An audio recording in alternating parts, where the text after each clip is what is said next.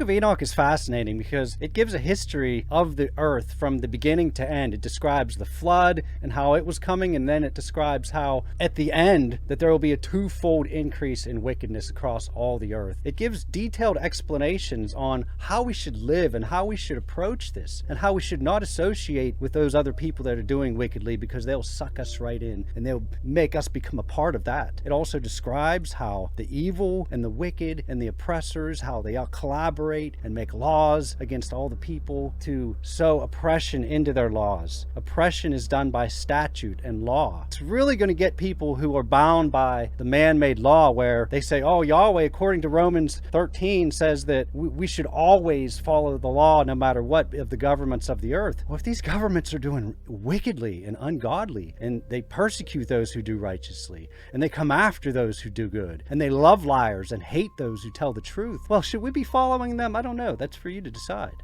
But as it describes all these different things that are happening, the Book of Enoch is instrumental because it fills in the gaps and details. As modern Christians, it's not told to us how to address these things or what to look forward to. Details about what's coming on this earth and how we should prepare for it, to be able to get through it. Modern Christians have this rapture teaching that we're going to be taken up and we don't have to worry about any of that. But if they're wrong, then what? It's a terrible mistake. That's what I hope to do, is through the scriptures, break out the word and shatter the deceit that is everywhere across modern Christians. They had this information. They had these books, as my last video showed. The Ethiopians had the Book of Enoch. They always have. They had all the other scriptures, what's called the Apocrypha, the hidden books that mankind has removed. Modern man, in his enlightenment and his great wisdom with science and education and philosophy, medicine, and all those different things, we've become swollen up in our pomp. Modern man thinks that they know it, but yet their mind is closed, because the things that modern man has said to reject are the key to unlocking the future, so that we know how to do it and what to do. If these last 3 years haven't woke you up as far as the authorities not being in your best interest,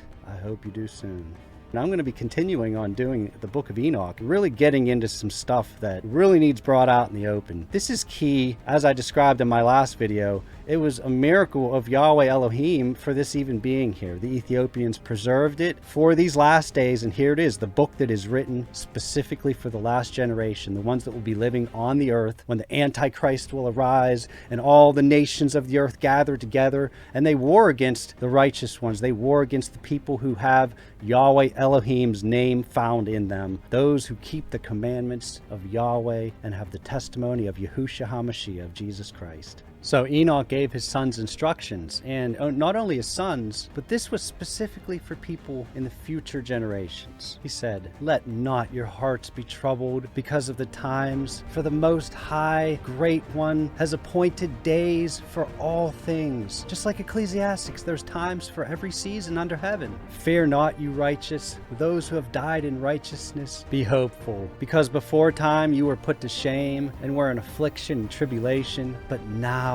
you will shine like the stars in heaven forevermore. And now I know this mystery, that sinners will alter and pervert the words of righteousness in many ways, and will speak wicked words and lies, and practice great deceits, and write books concerning their words. But when they write down truthfully all my words in their languages, and do not change or diminish their meanings, but write them down accurately and truthfully, all I testified concerning them, then I know another mystery, that books will be given to the righteous and the wise to become a cause for joy and uprightness and much wisdom. To them shall the books be given, and they shall believe in them and rejoice over them. Then shall all the righteous who have learnt from these books have all the paths of righteousness. They shall be recompensed. They shall be paid for it. And now fear not, you righteous, when you see sinners growing strong and prospering in their ways. Do not be companions with them, but keep far from their violence, for you shall become the companions of the hosts and the angels of heaven.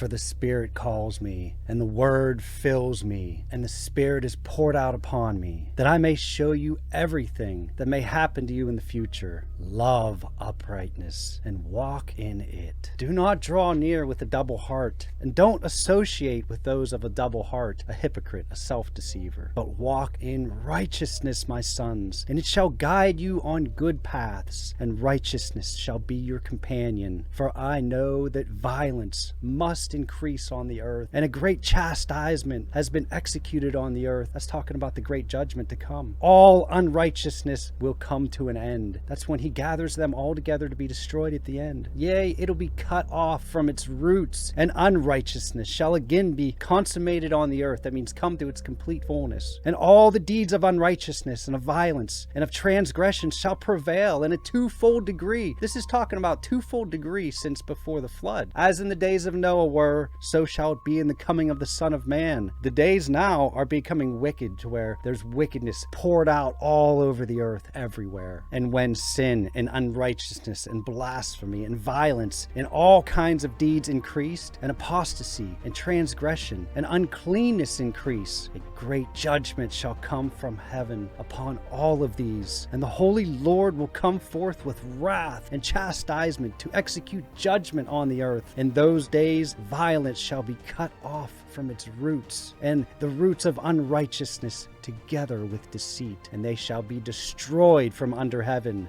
See, Yahusha has come. It says the purpose of Yahusha coming, Jesus coming, was to destroy the works of the devil. And that's what's going to be at the end. The evil is going to be wiped out so the seeds of righteousness can be planted. And it says for this tribulation, the great tribulation, it prepares us, saying that we need to walk down the paths of righteousness. And it's mostly a preparing is of our heart. We need to prepare our hearts and walk down in his light, in his ways, no matter if the rest of the world says that doing evil is perfectly fine and that pointing out that evil is what's wrong. Doesn't matter, because the judge is coming. Behold, God is the judge. Fear him. We're not to fear men. We fear the Most High Creator. And the Book of Enoch is instrumental in preparing us. It was written specifically. The first chapter tells about this is written for the people who will be living in the last generation, when wickedness will take over the earth and the great king will come in power and glory with all his saints to set up his kingdom on this earth, just like Revelations 19, just like Daniel describes, just like all the other prophecies, the great and awesome day of the Lord. It all goes together in one unified message. And that's what I hope to do, is bring this together. So I think that's why Yahusha, Jesus, told us to watch and be ready and be alert and to know the signs of the times. The people knew when the weather was changing, but they didn't know the signs of the times. Yahusha, Jesus, told us to be ready and to watch and to know and to look for all these critical events.